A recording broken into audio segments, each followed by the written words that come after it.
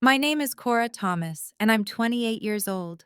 6 years ago, I signed military papers instead of college applications, not because I wanted to serve, but because my parents gave my $200,000 share of the college fund entirely to my younger sister.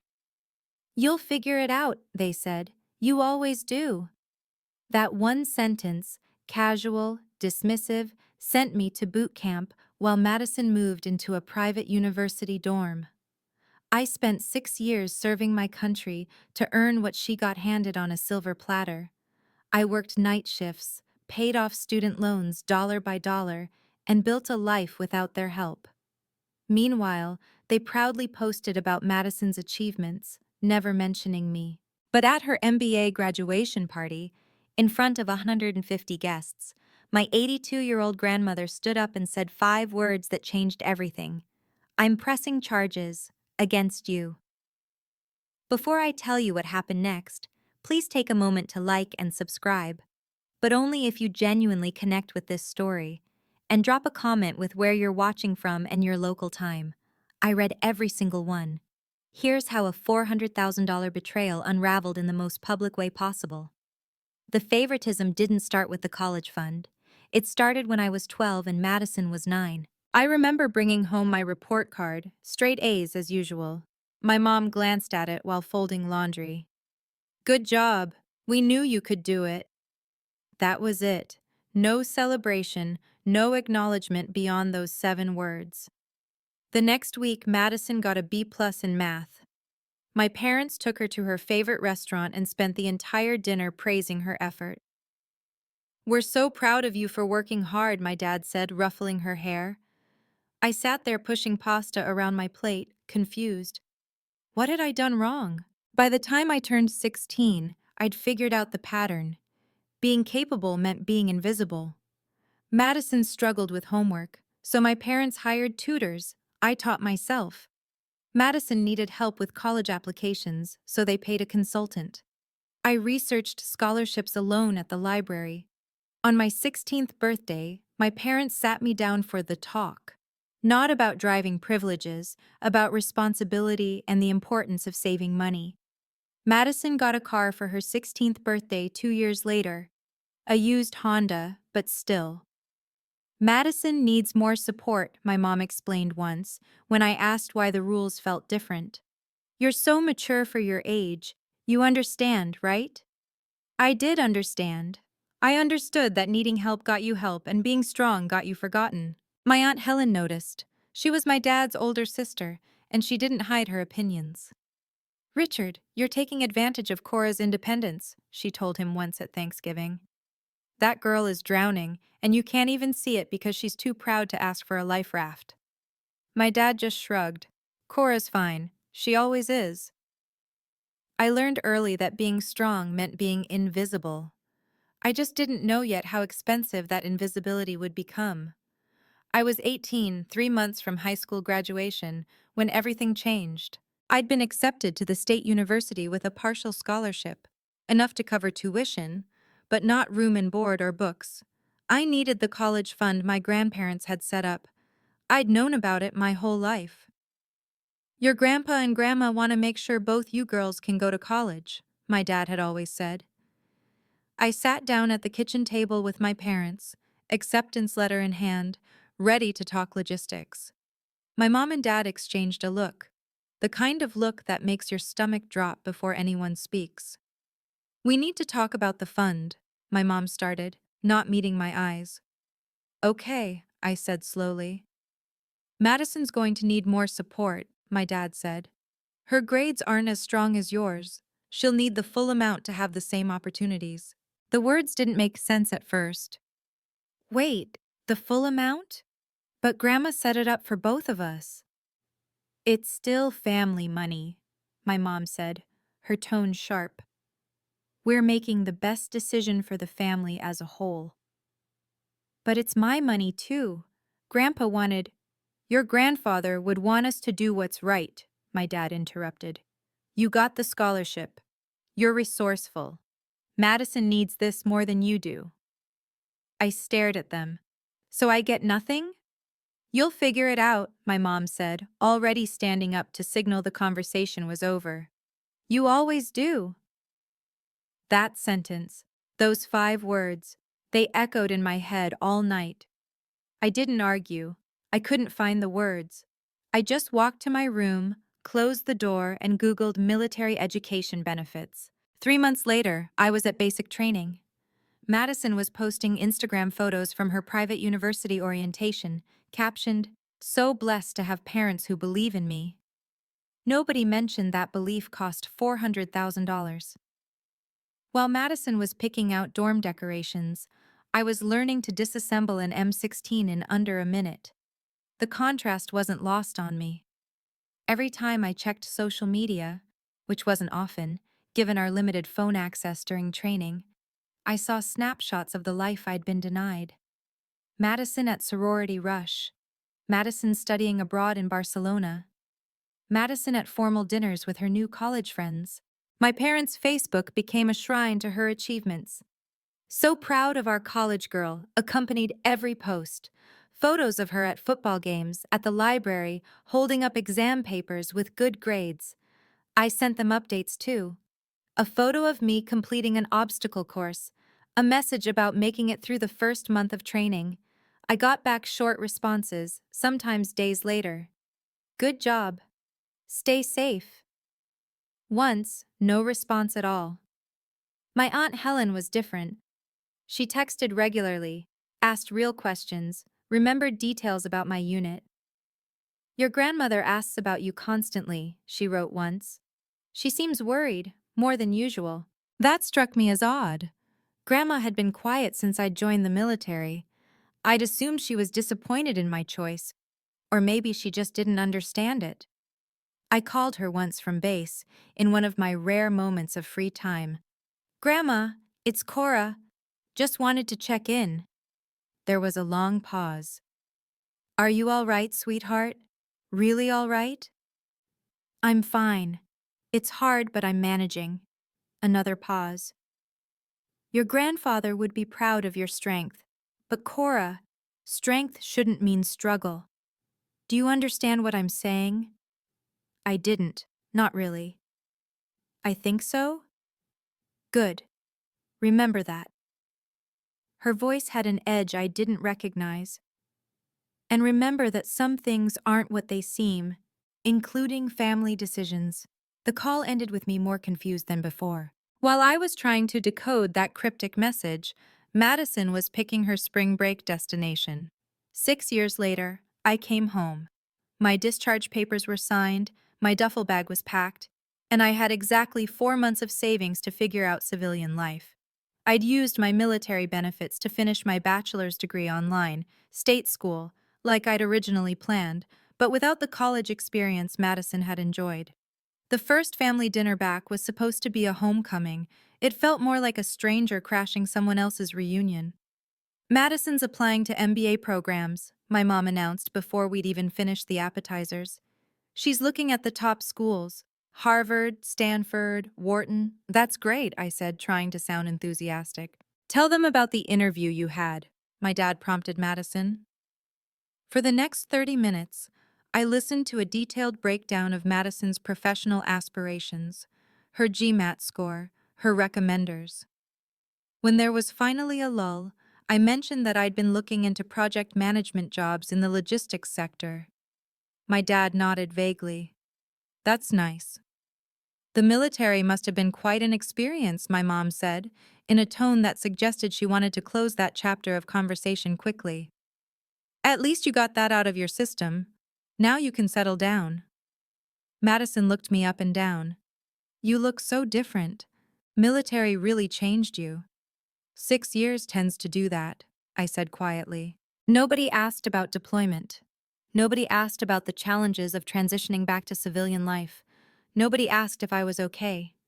Over dessert, I noticed the new furniture in the living room.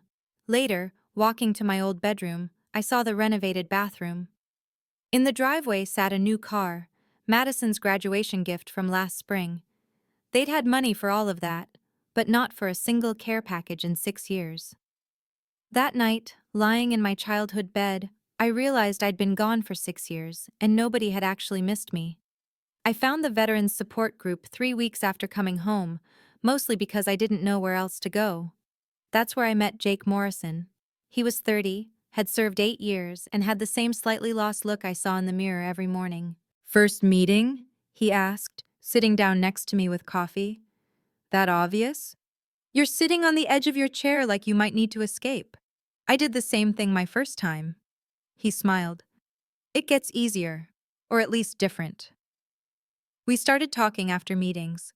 Then we started getting coffee between meetings. Jake understood things I didn't have to explain.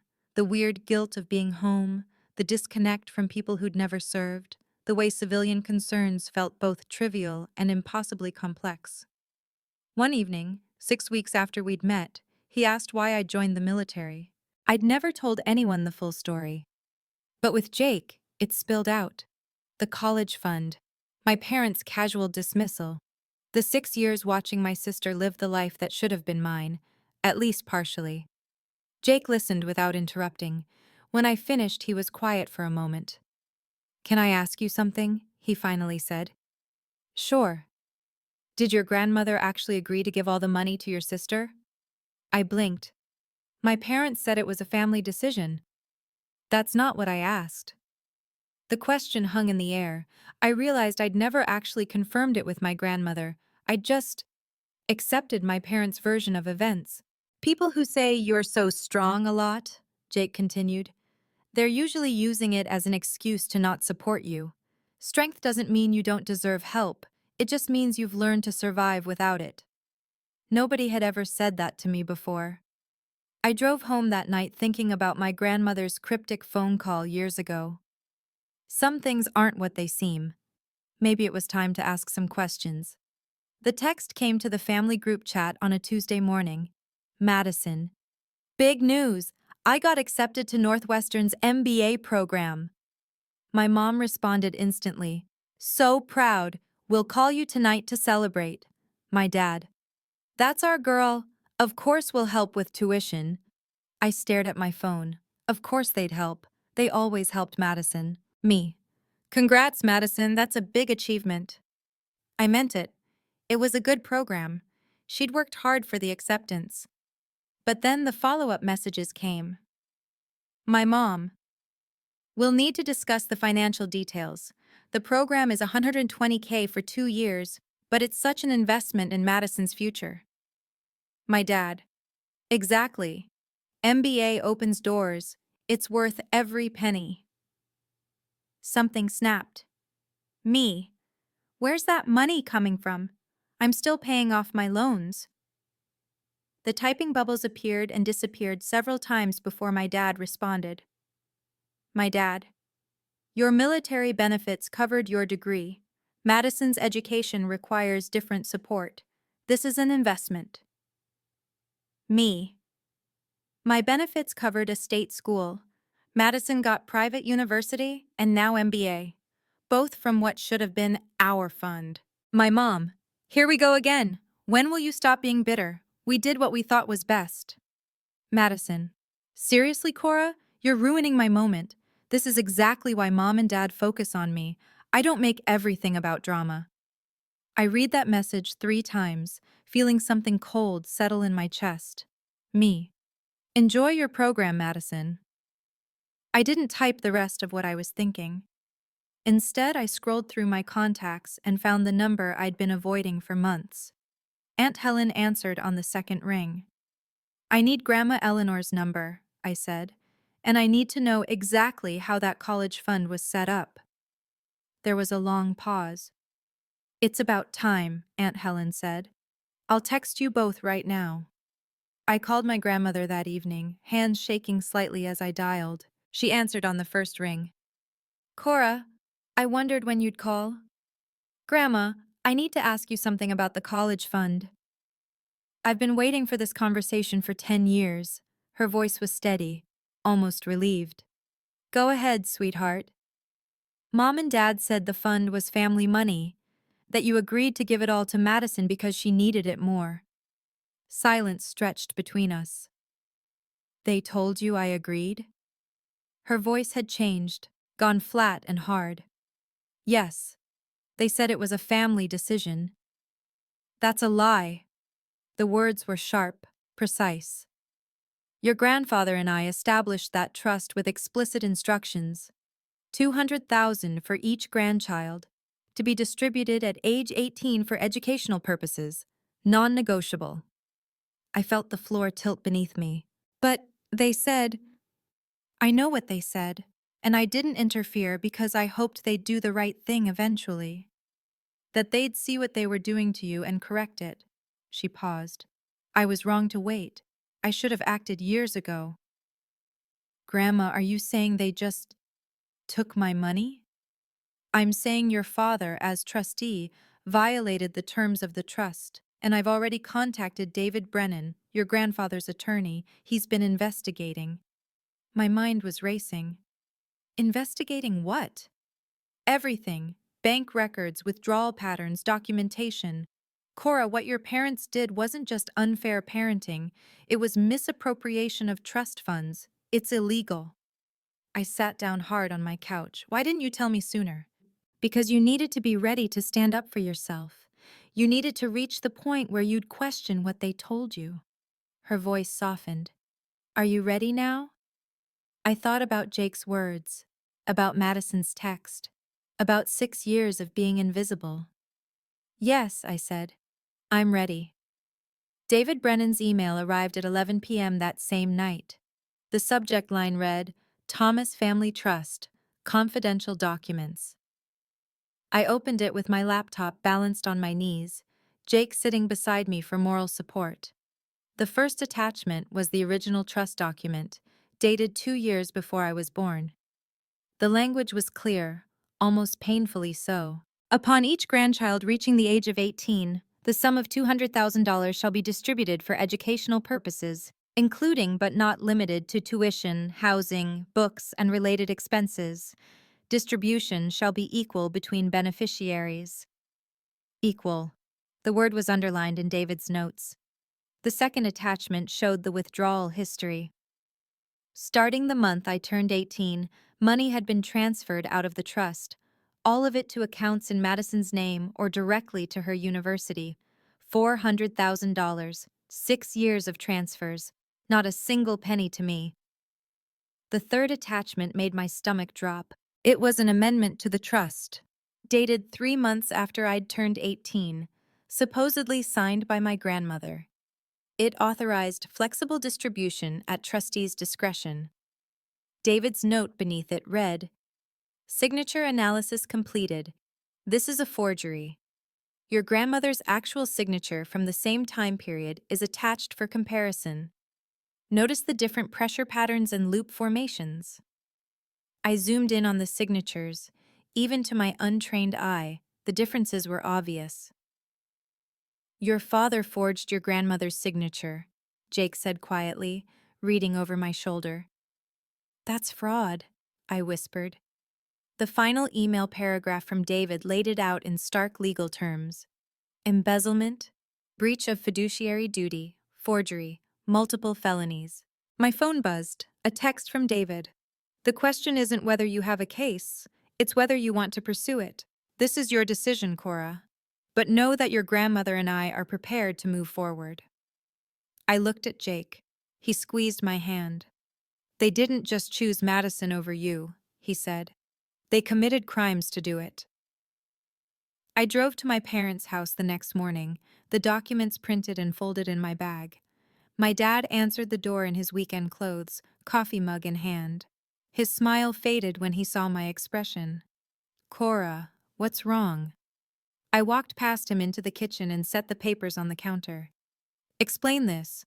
He picked up the first page. His face went pale. Where did you get these? Grandma's attorney. You forged her signature. You stole my share. It's not that simple. Yes, it is. 200,000 for me. 200,000 for Madison. You took it all. My mom appeared in the doorway. What's going on? I didn't take my eyes off my dad. He committed fraud against his own daughter. Your father did what he had to, my mom snapped. Madison wouldn't have made it without full support. Then you should have asked Grandma to change the trust legally, not steal.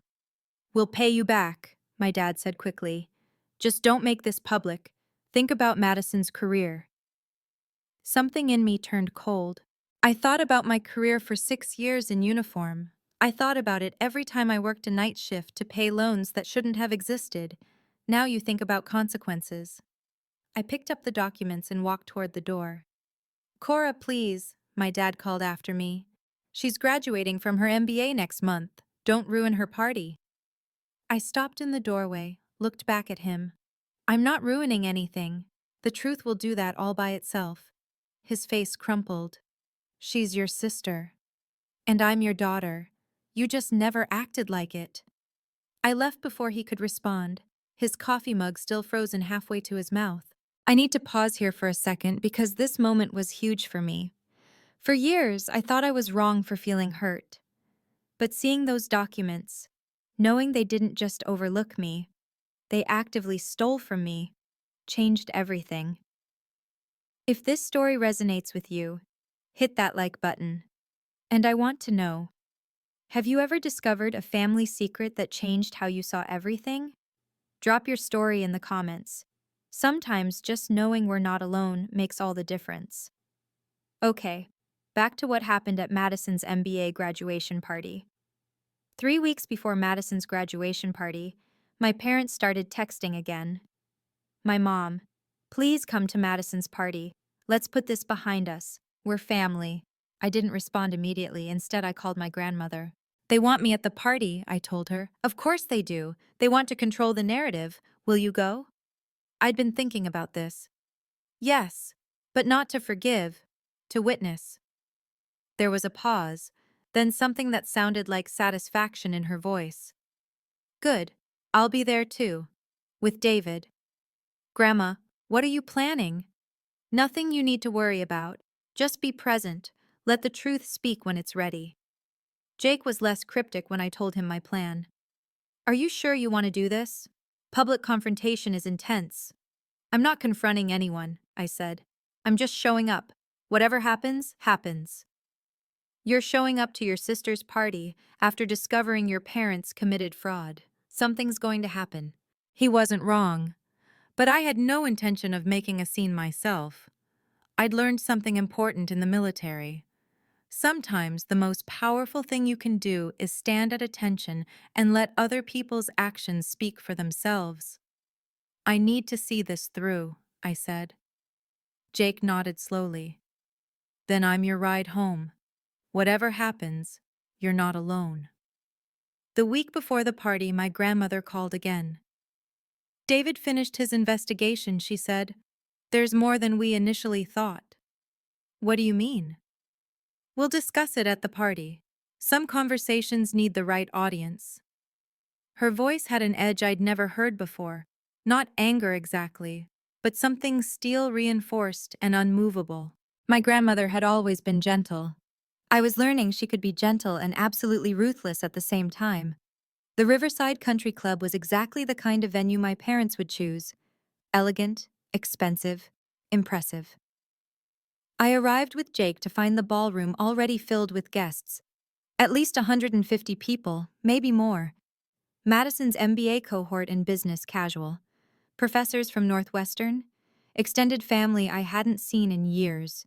Family friends. My parents' colleagues. Banners hung from the ceiling. Congratulations, Madison! A table displayed photos of her college journey, sorority events, study abroad, graduation. Not a single photo of me in military uniform. My mom spotted me immediately and hurried over, her smile tight. You came. Thank you. Please, just smile and be happy for your sister today. I'm here, I said. That was all I'd promised.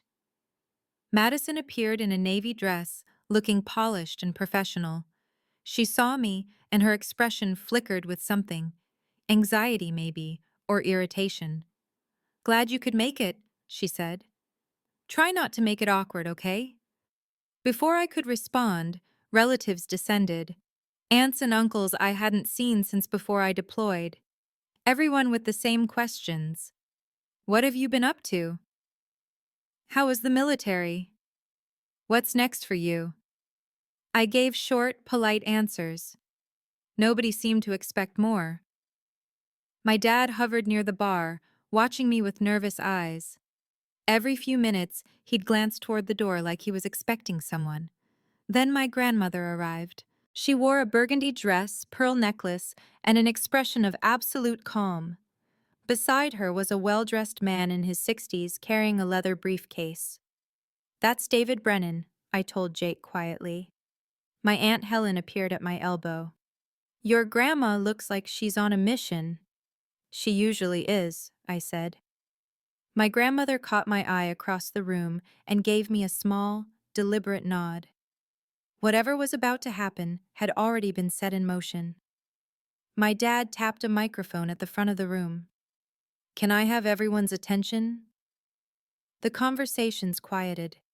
Guests turned toward him, drinks in hand, polite smiles ready. "I want to take a moment to talk about what this day means," he began, his voice warm and proud. "Patricia and I have sacrificed everything for this moment." My hands clenched under the table. We made tough choices as parents. We prioritized wisely. We invested in Madison's future with everything we had. The room murmured approvingly. Several people glanced at Madison, who was dabbing at her eyes with a napkin. "Not every parent would go this far," my dad continued. "But we believed in Madison's potential from the beginning. We saw something special, and we did whatever it took to nurture it." He paused for effect, his voice thickening with emotion. "And Madison, you proved us right. You took every opportunity we gave you and you maximized it. This MBA is just the beginning of what we know will be an incredible career." Applause rippled through the room. Madison stood hugging my parents. My mom was crying. Several of Madison's professors were nodding approvingly. My dad raised his glass. "Some people told us we were giving Madison too much support. I say we gave her exactly what she needed to succeed, and now we get to watch her soar." More applause. A few people at nearby tables raised their glasses. "So let's toast to Madison," my dad said, his voice ringing with pride. "To her achievements, her future, and to parents who believed in investing in excellence." "Here, here," someone called out. I sat perfectly still, watching my father frame theft as wisdom and fraud as sacrifice. That's when my grandmother stood up. The room went quiet again, but this time the silence felt different. "Before we toast," my grandmother said, her voice clear and calm, "I'd like to say something." My dad's smile froze. "Mom, this isn't the time." "Oh, I think it is, Richard. You just gave a lovely speech about sacrifices and investments." She walked slowly toward the front of the room, David Brennan following with his briefcase. "Let's talk about what was actually sacrificed." Conversation stopped. People turned in their seats, confused but attentive. Madison's eyes went wide. "Mom, please sit down," my mother hissed from her seat. My grandmother ignored her. "David, would you distribute those documents?" David opened his briefcase and began handing folders to key tables. The professors, the extended family, my parents' friends. People opened them slowly, curiosity turning to concentration as they read. "Grandma, what is this?" Madison asked, her voice thin. My grandmother looked at her, and for a moment her expression softened. "The truth about your education fund, sweetheart." She turned back to the room, commanding attention with nothing but her presence and that absolute calm in her voice. "That fund Richard just mentioned? My late husband and I created it 28 years ago, $400,000, $200,000 for Cora, $200,000 for Madison." She held up a document. "Equal distribution, non-negotiable," those were the terms. The room was absolutely silent now. You could hear the rustle of papers as people flipped through the folders. My grandmother pointed at me. I hadn't moved, hadn't changed expression. "Cora got $0. She joined the military to afford college with no help from the fund that was legally hers." Madison's face went white. "Dad said it was family money and you agreed to—" "I never agreed. My grandmother's voice cut through like a blade. Your father forged my signature. Gasps rippled through the crowd. David Brennan stepped forward, his attorney's voice trained to carry. The documents you're holding show 6 years of withdrawals from the Thomas Family Trust. All $400,000 went to Madison's education. That's embezzlement. Mom, please, we can discuss this privately, my dad started. You had 10 years to discuss it privately, my grandmother said. You chose to double down instead, so now I'm pressing charges. The words hung in the air like a detonation. Madison stood up, her chair scraping loudly. No, this can't be right. Dad? My dad's mouth opened and closed. No words came out. One of Madison's professors, an older woman with gray hair, approached her. Madison, is this true? Your educational funding came from misappropriated trust funds? I didn't know. I swear I didn't know. Madison's voice cracked. That's... The professor's face was grave. This is extremely serious. The school's ethics board will need to be notified. Another professor was reading the documents with increasing alarm. These bank statements show explicit trust violations. This isn't a family dispute. This is fraud. My mom shot to her feet. This is ridiculous. You're all overreacting. But people were looking at my parents differently now. Whispers spread through the room like wildfire. Did you hear that? He forged his own mother's signature? $400,000! That poor girl served in the military while... Madison turned to me, mascara starting to run. Cora, you did this! You ruined my day! I met her eyes, my voice steady and quiet. I didn't do anything. The truth did. But there's more, my grandmother said, and the room went silent again. David pulled out another document. During our investigation, we found additional irregularities. My dad made a sound like he'd been punched. David continued, his voice clinical. Richard's mother, Eleanor's late husband's first wife, also established an educational trust, $50,000 for each grandchild. He paused, letting that sink in. That money also went entirely to Madison. Different account, same pattern of misappropriation. My Aunt Helen stood up. Richard, you stole from 2 separate trusts? My dad's face crumpled. Tears started rolling down his cheeks. I just wanted her to have every advantage. I was going to pay Cora back eventually. You had 10 years, my grandmother said coldly. You bought a new car instead. Madison sank into her chair like her legs couldn't hold her anymore. $250,000, she whispered. My entire education was... David wasn't finished. There's also evidence that some trust withdrawals were used to cover personal debts unrelated to Madison's education. Credit card payments, home renovations. The implication hit the room like a physical wave. My parents hadn't just stolen from me for Madison, they'd stolen for themselves. Madison looked up at my dad, betrayal written across her face.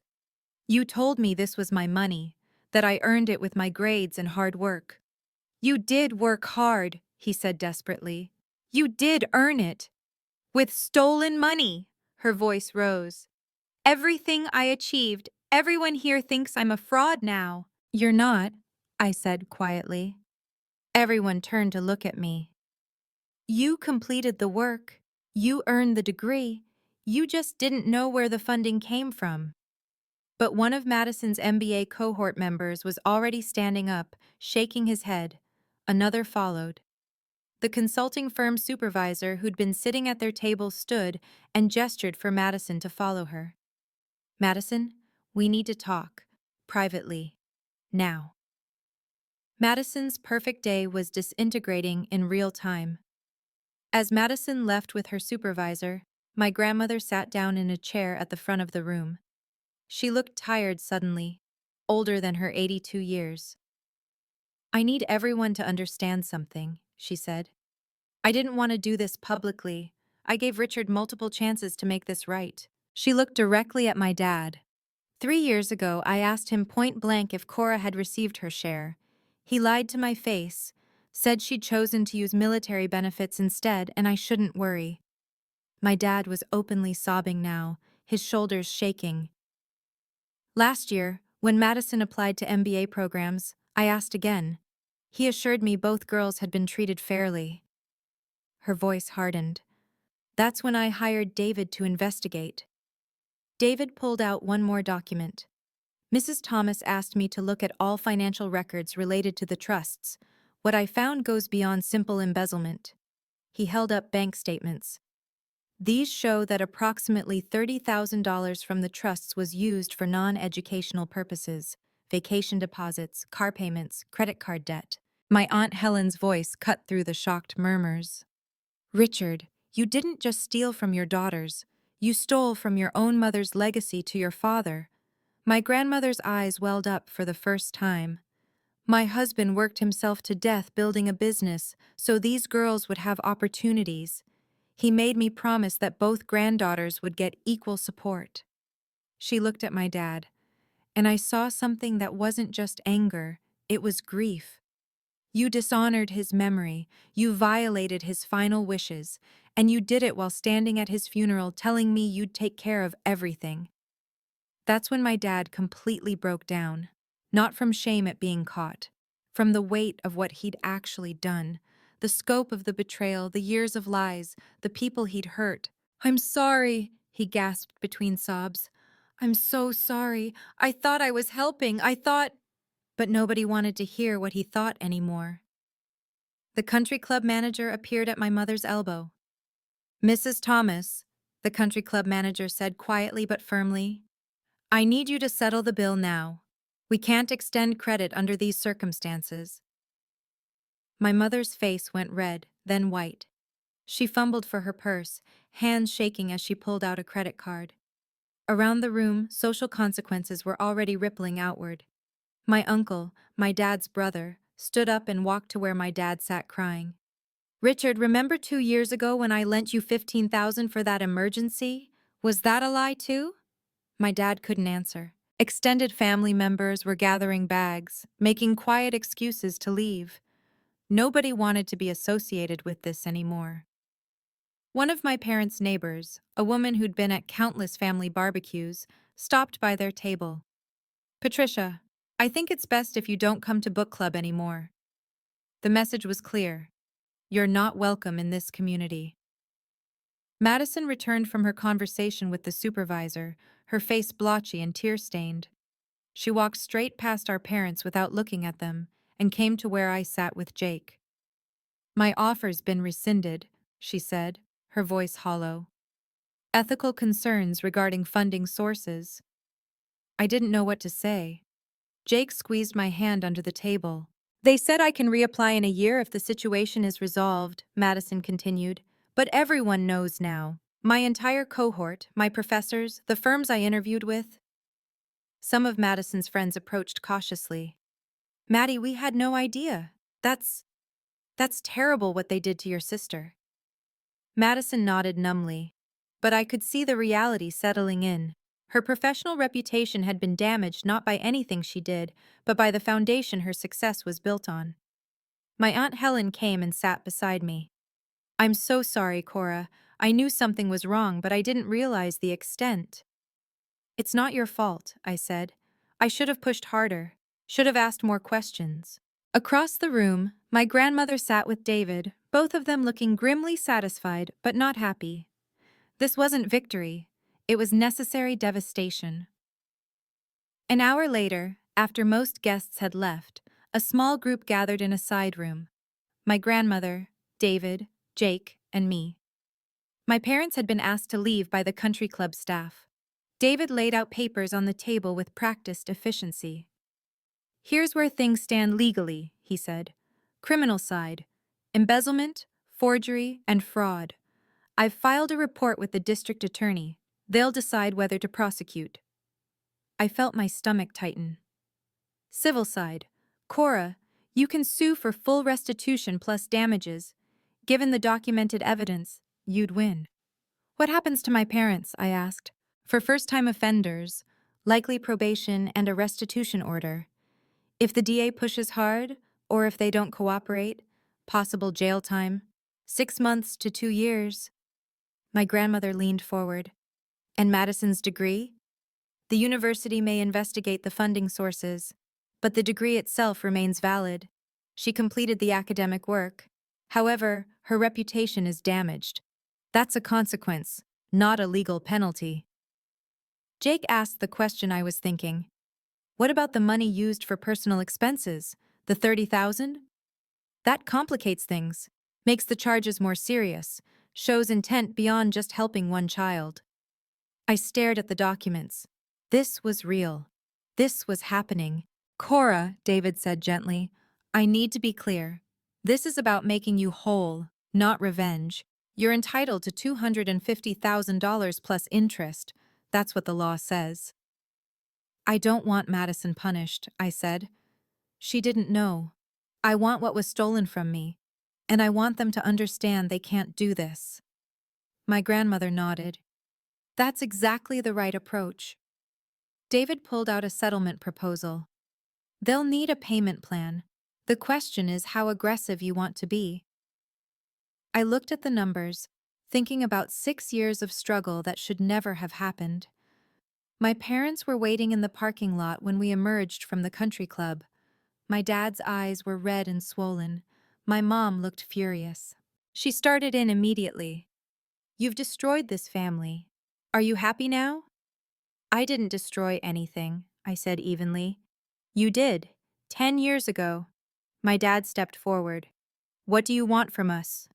I want my $250,000 with interest, and I want you to understand what you did. We don't have that kind of money, my mom said. Then you'll need a payment plan. David will arrange it.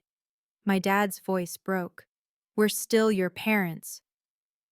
I looked at him for a long moment. All the years of feeling invisible, all the casual dismissals, all the times I'd been told I was too strong to need help. And I'm still your daughter, I said quietly. The one you stole from. The one you dismissed, the one you forgot about every time it was convenient. I took a breath, steadying myself. I loved you. I trusted you. And you chose to hurt me to help Madison. That's not parenting. That's betrayal. Cora, please. I need space. Don't contact me. When you're ready to make real amends, not just sorry you got caught, we can talk. But not before. My mom's face twisted. After everything we've done for you. You did nothing for me, I said. That's the whole point. Jake opened the car door for me. I got in without looking back. My dad called after us. We love you. I didn't respond. Love wasn't just words, it was actions. And their actions had spoken clearly for a decade. As we pulled away, I saw my grandmother walking toward them. Whatever she had to say, they'd have to hear it without me there. I'd said everything I needed to say. This moment right here, walking away from them, was the hardest and most necessary thing I've ever done. If you've ever had to set boundaries with family, you know how much it hurts.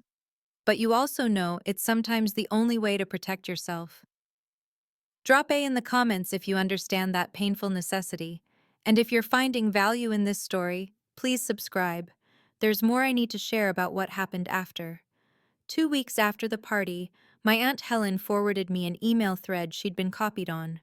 Madison's consulting firm offer had been formally rescinded. The email was corporate polite but clear. While Ms. Thomas was not personally responsible for the misappropriation of funds, the circumstances create reputational risk we cannot accept at this time. I sat staring at the screen, feeling something complicated twist in my chest. Jake found me on the couch, laptop open, expression distant. What's wrong? Madison's firm rescinded their offer, I said. She's applying to other places, but everyone's saying no. He sat beside me. How do you feel about that? I thought about it. Sad. She's still my sister. She worked hard for that MBA. You're allowed to feel multiple things at once, Jake said quietly. I know, I don't want her to suffer. I wanted accountability, not destruction. Those aren't always separable. Actions have consequences. She benefited from fraud, even unknowingly. I know. I closed the laptop. I keep thinking about something my grandmother said.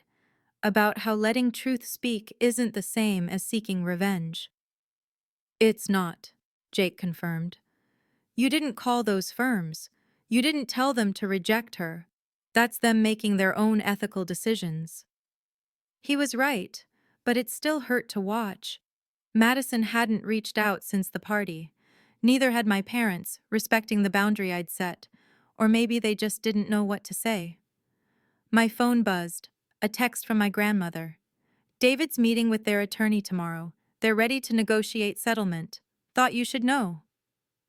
So it was moving forward. The legal machinery was turning. I'd started this by asking questions. Now I had to see it through to the end, even when the endings weren't clean or satisfying, even when they hurt everyone involved, including me.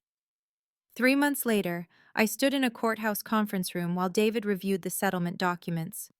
My dad had pleaded guilty to reduced charges, embezzlement, and breach of fiduciary duty.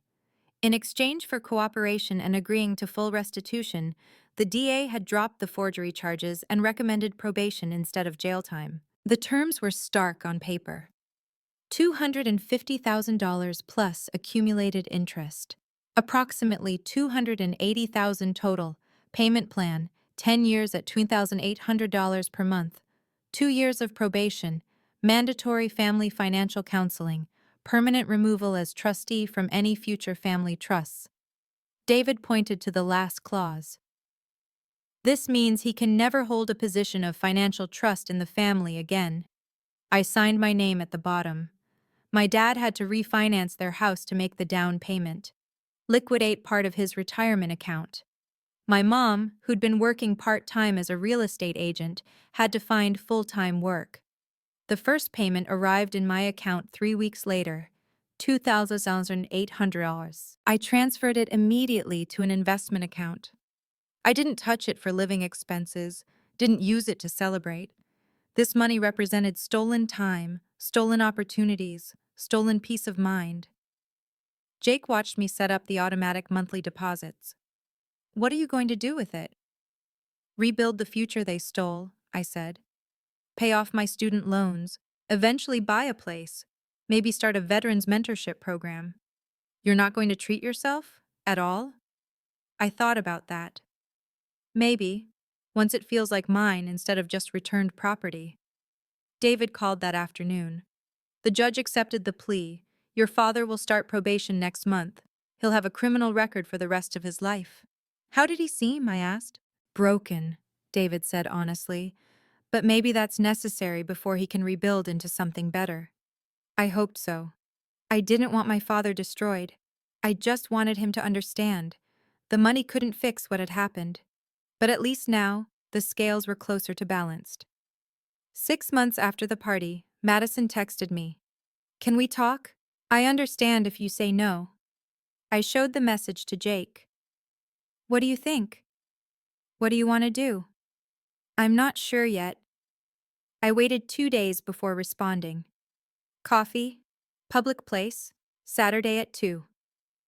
She arrived at the cafe early, already sitting at a corner table when I walked in. She looked different, hair pulled back simply, minimal makeup, wearing jeans instead of the designer clothes she used to favor. Thanks for meeting me, she said as I sat down. I'm listening. She took a breath. I'm not here to make excuses. I need to say I'm sorry. I waited. I got a job, she continued. Smaller consulting firm. Not the prestigious one, but it's honest work. She twisted her coffee cup. I've been in therapy. I'm starting to understand how much I took for granted. Go on. I knew Mom and Dad favored me. I knew they treated you differently. And I told myself it was because I needed more help, because you were naturally stronger. She met my eyes. I was wrong. That was me justifying taking what wasn't fully mine. You didn't know about the fraud, I said. No. But I didn't ask questions either. I didn't want to know if something was wrong because then I'd have to face it. That felt honest. I can't change what happened, Madison continued, but I want you to know I'm paying you back too. She slid a piece of paper across the table. A payment plan. $500 per month from her salary. Court didn't order this, she said. But it's right. Half that money should have been yours, so I'm giving you half of what I got. I looked at the paper, then at my sister. She looked older, worn down by consequences, but maybe more real than I'd ever seen her. I'm not asking you to forgive me, she said quietly. I'm asking for a chance to be better. Eventually. I folded the paper carefully. I appreciate this, but things won't go back to how they were. I know. The first Thanksgiving after everything happened, I spent at Jake's family home. His mother welcomed me like I'd always belonged there, and his father made room at their crowded table without asking questions. It was warm and loud, and nobody had decades of resentment brewing under the surface. My phone buzzed during dessert. A text from my mom. "You're really not coming? It's Thanksgiving." I typed back. I said I needed space. I meant it. 3 dots appeared, then disappeared, then reappeared. How long is this going to go on? I set my phone down, frustrated. Jake's mom caught my expression. "Family trouble?" she asked gently. "They want things back to normal, but they haven't actually changed." She patted my hand. "Normal for them meant hurting you. You're allowed to want something different." That evening, my dad sent a separate email.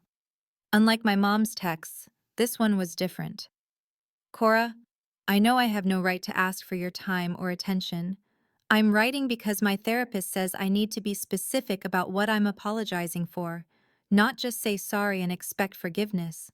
I stole from you. I forged documents. I lied to your face and to my own mother. I prioritized one daughter over another and told myself it was justified. I let you believe you weren't worth supporting. Every one of these things was wrong. I caused you real harm, financial, emotional, and relational. I can't undo it.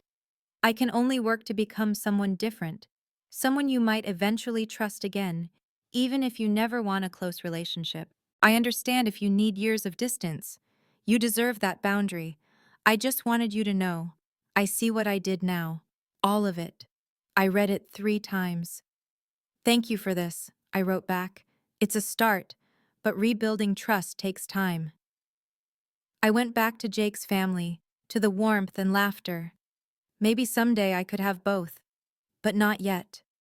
With the restitution payments coming in steadily, I made decisions about my future for the first time without financial desperation driving them. First, I paid off all my student loans, $23,000 gone in one payment. The relief was physical, like weight lifting off my shoulders. Second, I put a down payment on a small condo. Nothing fancy, but mine. A place where nobody could take anything from me because I'd earned every square foot. Third, and this one surprised even me, I started planning something bigger. "I want to create a mentorship program," I told Jake one evening, "for veterans transitioning to civilian careers. Help them navigate the things I had to figure out alone." That's a big undertaking. I know. But I keep thinking about how the money was supposed to be for education, for opportunity. I pulled up the nonprofit paperwork I'd been researching. What if I made sure it actually served that purpose, for people who need it? 3 months later, I filed the paperwork for the Thomas Education Initiative named after my grandfather. The first meeting had 12 veterans. We talked about resume building, networking, dealing with the disconnect between military and civilian culture. One woman started crying when we discussed feeling invisible after service. "That's exactly how I felt," she said. "Like I'd done something important and nobody cared." "I know," I said. "I've been there." Jake watched from the back of the room. Afterward, he hugged me. "You turned theft into legacy," he said. "That money was always meant for education," I replied. "Now it's helping more than just me." My grandmother came to the second meeting, sitting quietly in the corner. When it ended, she squeezed my hand. "Your grandfather would be so proud." "I learned from both of you," I said, "how to stand up for what's right." "You learned it yourself," she corrected gently. "We just reminded you." 18 months after my grandmother stood up at that MBA party, I can finally see the whole picture clearly. I wasted years being strong when what I actually needed was to be honest about being hurt. I thought keeping peace meant staying silent. It doesn't. It just means letting injustice continue while calling it love. The hardest lesson has been this: people who love you can still hurt you deeply. Maybe especially the people who love you because you trust them not to. And that's when boundaries matter most. Not to punish, but to protect yourself while healing happens. I didn't ruin Madison's party. The truth did. I just stopped hiding it. My relationship with my dad is slowly improving. We have dinner once a month, clear boundaries in place. He's doing the work, real work, not just apologizing to make me comfortable. We talk about small things, rebuild trust in tiny increments. My mom is different. She's still angry that I made this public. She hasn't fully accepted responsibility. So our relationship remains strained, and I'm okay with that. I can't force her to change. Madison and I talk every few weeks now. She's engaged to someone from her firm, building a life that's genuinely hers. We're not close like some sisters, but we're honest. Sometimes that's better. My grandmother is my rock. She taught me that dignity doesn't mean accepting mistreatment, it means refusing to accept it with grace. I don't regret pressing charges. I regret that it was necessary. But if the choice is between family peace and self-respect, I choose respect. Every time, because I learned something crucial. You can't have real peace without respect anyway. You just have people pretending everything's fine while wounds fester underneath. The Thomas Education Initiative is expanding. We're helping 50 veterans this year. The money that was stolen is now creating opportunities for people who, like me, served their country and needed support coming home.